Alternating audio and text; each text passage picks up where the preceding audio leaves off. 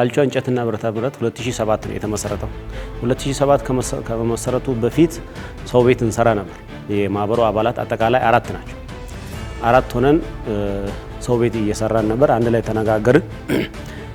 አንድ ላይ መስራት አለብን፣ የራሳችን ድርጅት ቢኖር የሚለውን እንደ አላማ እንደ እቅድ ያዘ። እዛው እያለ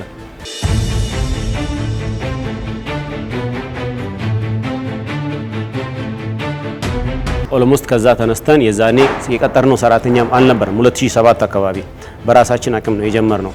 2010 አካባቢ ወደ 5 ሰራተኛ ራሳችን ላይ ጨምረን ከኛ አራታችን ጋር 9 ሆነ።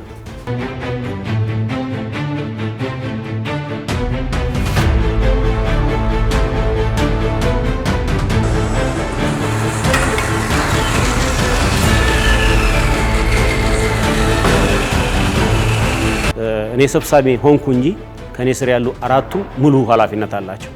ሁሉም የራሳቸውን ኃላፊነት ይወጣሉ፣ የራሳቸውን ስራ መስራት ይሰራሉ። ከዛ ውጪ በደንብ ያገዘን ብዬ የማስበው ባለሙያ መሆናችን። ቀድመን ሰው ቤት እየሰራን ስለነበር ባለሙያ ነበርን። የሙያ ችግር አልተቸገረም።